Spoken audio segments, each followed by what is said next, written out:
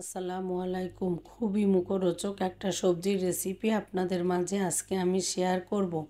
এখানে এই সবজি রান্নার জন্য আমি কিছু সবজি কেটে ধুয়ে পরিষ্কার করে নিয়েছি।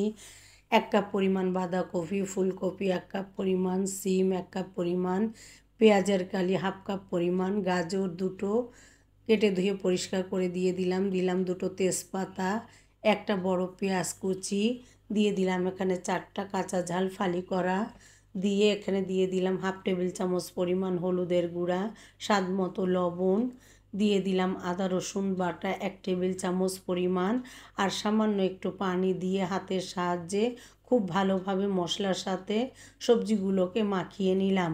মাখিয়ে নিয়ে এবার ঢাকনা দিয়ে আমি জাল করে নিয়েছি 15 থেকে 20 মিনিট। এই 15-20 মিনিটে আমার সবজিটাও সিদ্ধ হয়ে এসেছে আর আমার পানিটাও শুকিয়ে যাবে। মিডিয়াম টু লো আছে আমি এই সবজিটা এভাবেই রান্না শেষ করেছি। এভাবে রান্না করে আমি কিন্তু আর কোনো রকম ঢাকনা দিব না। এইভাবে রান্নাটা শেষ করে আমি অন্য একটা চুলায় আরেকটা পাত্রে আমি 4 টেবিল চামচ পরিমাণ সয়াবিন তেল দিয়ে দিলাম। তেলটা গরম হয়ে গেলে এখানে আমি 2টো শুকনা ঝাল একটু মাঝখান থেকে 2 ফালি করে দিয়ে দিলাম। দিয়ে এখানে আমি 1 টেবিল চামচ পরিমাণ পাঁচফোড়ন দিয়ে দিলাম। দিয়ে ভালোভাবে নাড়াচাড়া করে আমি পাঁচফোড়নটাকে ভেজে নিয়ে এবার আমি সবজির উপর থেকে দিয়ে দিলাম। সবজির উপর থেকে দিয়ে আমি এখানে 1 টেবিল চামচ পরিমাণ চিনি ব্যবহার করেছি। চিনিটা সবজির স্বাদটাকে অনেকাংশে বাড়িয়ে দিবে।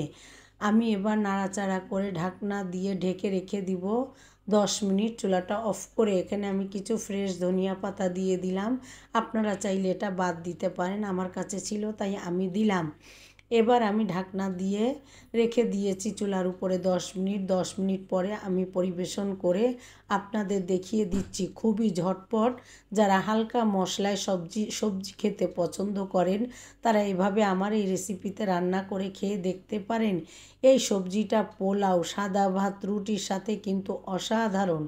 যারা হালকা মশলার খাবার পছন্দ করেন তাদের জন্য অনেক লোভনীয় একটা রেসিপি। ভালো লাগলে এভাবে রান্না করে খেয়ে দেখবেন। আমি আমার পরিবারের জন্য এভাবে রান্না করি তাই আপনাদের মাঝে শেয়ার করলাম।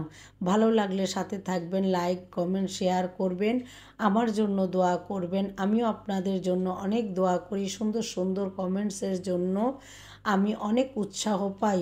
আপনাদের সবার জন্য দোয়া ও শুভকামনা। এবার আমি পরিবেশন করে একটু দেখিয়ে দিচ্ছি। দেখতে যেমন লোভনীয়, খেতেও মাশাআল্লাহ অনেক সুস্বাদু।